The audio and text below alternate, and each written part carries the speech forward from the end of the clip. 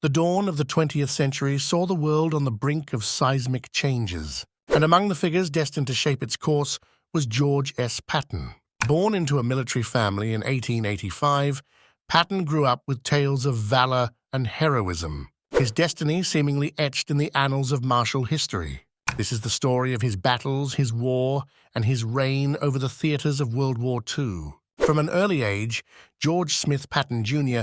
exhibited a fierce determination and an unyielding will. Educated at the Virginia Military Institute and later at the United States Military Academy at West Point, he was groomed for greatness. Patton's early career saw him participating in the 1912 Olympics in Stockholm, where he competed in the modern pentathlon, showcasing his prowess and competitive spirit. But it was the crucible of World War I that forged Patton into the warrior he was meant to be. As a member of the newly formed United States Tank Corps, he saw action in the Saint-Mihiel and Meuse-Argonne offensives.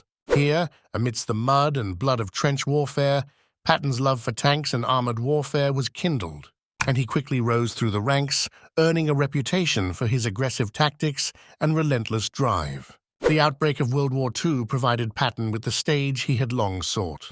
In 1942, he led Operation Torch, the Allied invasion of North Africa. The operation aimed to wrest control of the region from Axis forces, and Patton was in his element. His bold and unorthodox strategies quickly overwhelmed the enemy, earning him command of the 7th United States Army in the subsequent invasion of Sicily. The Sicilian campaign was marked by Patton's audacity. Under his leadership, the 7th Army raced through the island, capturing Palermo and making a triumphant entry into Messina. However, his controversial slapping of 2 soldiers suffering from battle fatigue marred his success, temporarily sidelining him and casting a shadow over his career. Despite this, his tactical brilliance and charismatic leadership could not be ignored. Rehabilitated in time for the Normandy invasion, Patton was given command of the Third Army. As Allied forces stormed the beaches of Normandy on D-Day, June 6, 1944, Patton's forces awaited their turn. On July 1st, he was unleashed upon the Germans in Operation Cobra, a breakout from the Normandy beachhead that would see Patton's forces driving relentlessly across France. The speed and ferocity of Patton's advance through France were legendary. His ability to exploit weaknesses in the German defenses and his relentless pursuit of the enemy earned him the nickname Old Blood and Guts. Town after town fell before the onslaught of the Third Army, and by August they had liberated Paris, a feat that catapulted Patton to iconic status among the Allies and terrorized the German High Command. In December 1944, the German army launched a surprise counteroffensive in the Ardennes, known as the Battle of the Bulge. The attack created a significant bulge in the Allied lines, and the situation was dire. Patton's response was swift and decisive. In a masterful display of logistical prowess and battlefield command, he redirected the Third Army north to relieve the besieged town of Bastogne. The march to Bastogne was grueling, with Patton's troops advancing through freezing temperatures and treacherous conditions. Their arrival was a turning point in the battle, and the German offensive was ultimately repelled. Patton's ability to anticipate enemy movements and his unyielding determination to break through enemy lines showcased his exceptional military acumen. With the Battle of the Bulge behind them, Patton's forces pushed eastward.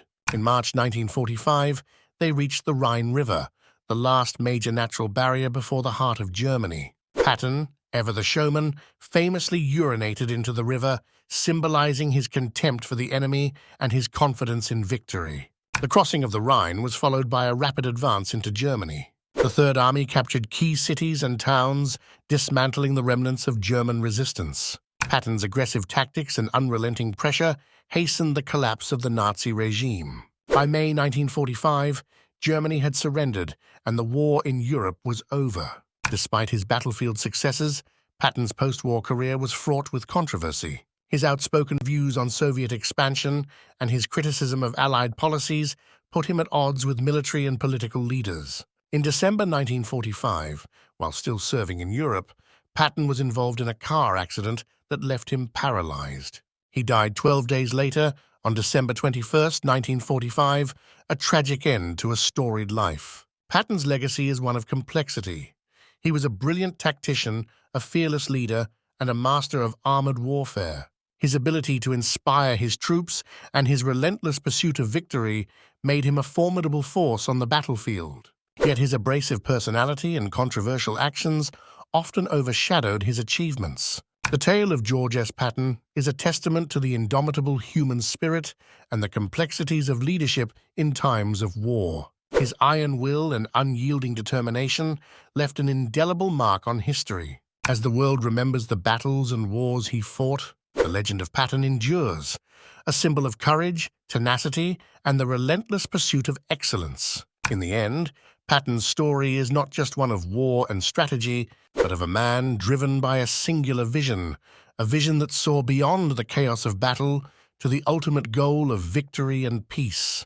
His life, though marked by controversy, remains a beacon of what it means to lead with conviction and to fight with honor. Thanks for watching. Don't forget to give a like, share, and subscribe to receive notification when we drop new content.